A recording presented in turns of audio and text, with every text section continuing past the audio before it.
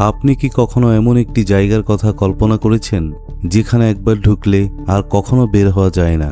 একটা জায়গা যেখানে মানুষের চোখে আর কোনো স্বপ্ন নেই, শুধু আছে শূন্যতা, ভয় আর অনুশোচনা। আজ আমি আপনাকে নিয়ে যাচ্ছি পৃথিবীর সবচেয়ে ভয়ঙ্কর, সবচেয়ে কঠোর এবং সবচেয়ে বড় কারাগারের ভেতরে। এই মেগা কারাগারের ধারণ ক্ষমতা প্রায় 40,000 বন্দী। কিন্তু এখানে শুধু সংখ্যা নয়, এখানে রয়েছে এমন মানুষ যাদের অতীত শুনলে আপনার শরীর কেঁপে উঠবে। এখানে রয়েছে MS-13 সহ বিশ্বের সবচেয়ে ভয়ঙ্কর গ্যাং সদস্যরা। এরা শুধু অপরাধী নয়, এরা এমন মানুষ যারা শত শত নিরপরাধ মানুষের জীবন কেড়ে নিয়েছে। অনেকে বলে এরা মানুষ না, এরা পশু, এরা সাইকোপ্যাথ, এরা সোশিওপ্যাথ, যাদের ভেতরে কোনো অনুভূতি নেই। এটাই সেই কারাগার যেখানে অপরাধীর শেষ গন্তব্য 4 দেয়াল। স্বাগতম একটি অন্ধকার বাস্তবতার ভেতরে। এই বিশাল কারাগারটি অবস্থিত এল সালভাদরে, একটি ছোট দেশ, কিন্তু একসময় যেখানে অপরাধের হার ছিল পৃথিবীর সর্বোচ্চ। 2022 সালে তৈরি হওয়া এই কারাগারটি 410 একর জমির উপর বিস্তৃত। এটি 8টি আলাদা মডিউলে ভাগ করা হয়েছে। প্রতিটি মডিউল আবার শক্তিশালী দেয়াল দিয়ে ঘেরা। প্রতিটি দেয়াল প্রায় 3 মিটার উঁচু, আর তার উপরে রয়েছে ধারালো কাঁটাতার। কিন্তু এখানে শেষ নয়, পুরো কারাগার ঘেরা একটি বিশাল 9 মিটার উঁচু দেয়াল দিয়ে। তার উপরে রয়েছে 15,000 ভোল্ট বিদ্যুৎবাহী বেড়া। ভাবুন একবার, একজন বন্দী যদি পালানোর চেষ্টা করে, তাহলে তাকে শুধু দেয়াল না, বিদ্যুতের সাথেও লড়তে হবে। এখানে রয়েছে 19টি ওয়াচ টাওয়ার, যেখান থেকে প্রতি কোণা 24 ঘন্টা নজরদারিতে থাকে।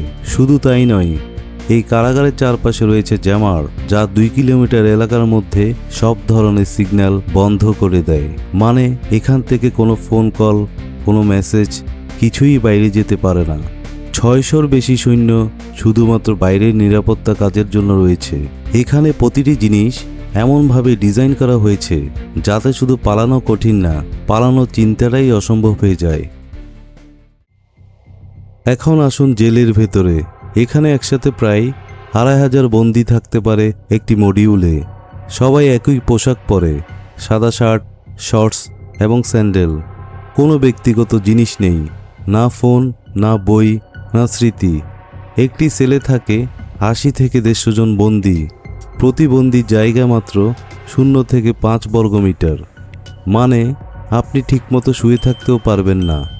কোনো খোলা আকাশ নেই, কোনো রোদ নেই, কোনো স্বাধীনতা নেই। 24 ঘন্টা আলো জ্বলে থাকে। ঘুমাতে হলে বন্দীদের চোখ ঢাকতে হয় কাপড় দিয়ে। তাদের চোখে আপনি যা দেখবেন তা হলো এক ধরনের শূন্যতা, একটি নিঃশেষ হয়ে যাওয়া অনুভূতি। খাওয়ার ব্যবস্থা খুবই সাধারণ, ভাত, পাস্তা, বিনস। কোনো মাংস নেই, কোনো পুষ্টিকর খাবার নেই। টয়লেট এবং গোসল একই জায়গায়। একটি ব্যারেল থেকে পানি ব্যবহার করতে হয় সবাইকে। বিছানা লোহার তৈরি, কোনো বালিশ নেই, কোনো আরাম নেই। প্রতি 2 সপ্তাহে তাদের মাথা কামানো হয়। তারা সপ্তাহে মাত্র 1 ঘন্টা সেল থেকে বের হওয়ার সুযোগ পায়। ভাবুন, একজন মানুষ পুরো সপ্তাহের 147 ঘন্টা বন্দী, শুধু 1 ঘন্টা মুক্ত বাতাস। যদি কোনো বন্দী নিয়ম ভাঙে, তাহলে তাকে পাঠানো হয় আইসোলেশন সেলে। এই সেলগুলো সম্পূর্ণ অন্ধকার, কোনো আলো নেই, কোনো বই নেই, সময় বোঝার কোনো উপায় নেই।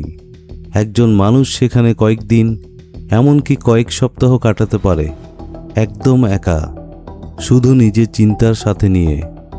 এটা এমন এক শাস্তি যা সবচেয়ে শক্ত মানুষকেও ভেঙে দিতে পারে। এই কারাগারে বন্দীদের অনেকেই শতাধিক মানুষের জীবন নিয়েছে, তাই অনেকেই বলে এটাই তাদের প্রাপ্য। কিন্তু প্রশ্ন উঠছে, এই কঠোর ব্যবস্থার মধ্যে কি নিরপরাধ কেউ আছে? কারণ বড় অভিযানের সময় অনেক নির্দোষ মানুষও ভুল করে আটক হয়েছে। তাদের পরিবার জানে না তারা বেঁচে আছে না মারা গেছে।